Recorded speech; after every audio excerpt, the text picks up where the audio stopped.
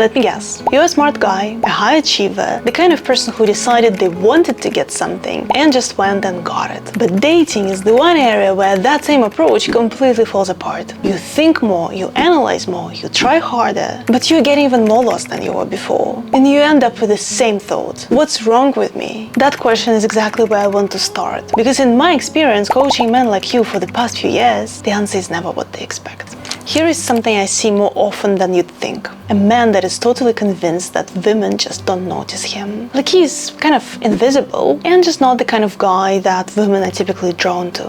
And when we start zooming in at what's actually going on in his life, the picture is different. And you might be thinking, no, that's for sure not my case because genuinely no one is interested in me. And that's exactly the issue, because the smarter you are, the more convincing your own story becomes. You've built a whole case around nobody wants me, and you're very good at arguing your case. In the end, I don't know your story, but what I do know is that we all have blind spots. I worked with some men who weren't just looking for a partner. They looked for someone who would make them feel enough, like their existence mattered, like someone who would give them a purpose to do stuff. One client described that connection as she gave him motivation, direction, a reason to work. And when it ended, he said, the best version of me basically died. It's not a healthy relationship because we give another person too much power. And that other person always feels it. It might come as too much too soon. It's like we are that hungry child coming into a relationship,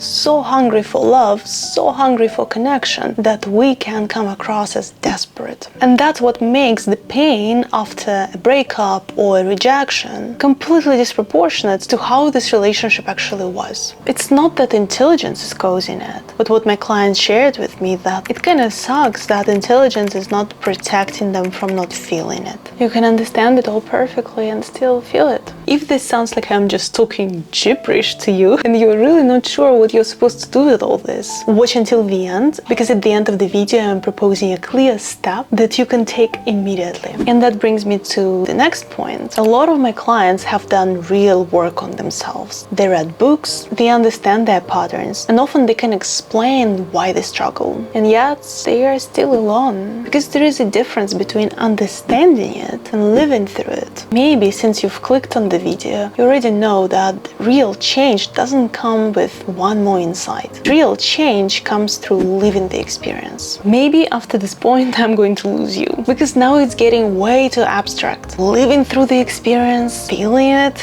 and I get it, feelings are abstract. There is unfortunately, or actually maybe fortunately, no manual to follow. But if you stop trying to solve the relationship problem on the level of the mind, you will change not only how you date, but also how you show up in other relationships. Talking about intellectualization, smart people come up with very sophisticated explanations that make total sense, and they make them stuck. They'll tell me something like, I know I need to put myself out there, but first I need to figure out what I'm actually looking for in a partner. Or the pull on the app is bigger, so it makes sense to stay on the app and not go out there and meet people at events. Or people don't want me because of my ethnicity, because why else people would not choose me on a looks-based app? It all sounds very logical, but at the same time, every single argument can be argued back. But regardless, it doesn't even matter which explanation is more true. What matters is why you chose this specific explanation for yourself. And that's the real question. What does it protect you from? Because usually it protects us from having to face something uncomfortable. And that's what intellectualization actually is. It's a very smart defense mechanism so we can stay exactly where we are. Men like this are often looking for tips. Just tell me what to do, tell me what to say, tell me how to behave, and I'll do it. And I totally understand why they would want this. It fits the exact same logic that has worked everywhere else. Find the right method, apply it, get the result. Pickup culture is a version of this because it speaks the language. It has frameworks, techniques, steps, stuff that is easy to understand for an intellectual mind. And the danger here is that we are outsourcing our agencies somewhere else. And we're wearing a mask, like it's not the real us. And that's gonna at some point backfire because keeping someone requires the same vulnerability as getting them. And if we engineered that in the first place, then it's just doomed to collapse, because it was built on the fake foundation. Our old wounds are still there that we haven't worked through. Our fears of rejections, fears of uncertainty, they're still there. We just learn to cover them. But if you want to build something real with a mature human being, you will at some point need to reveal who you truly are. So what to do with all of this? I do have an answer, and you're not gonna like it.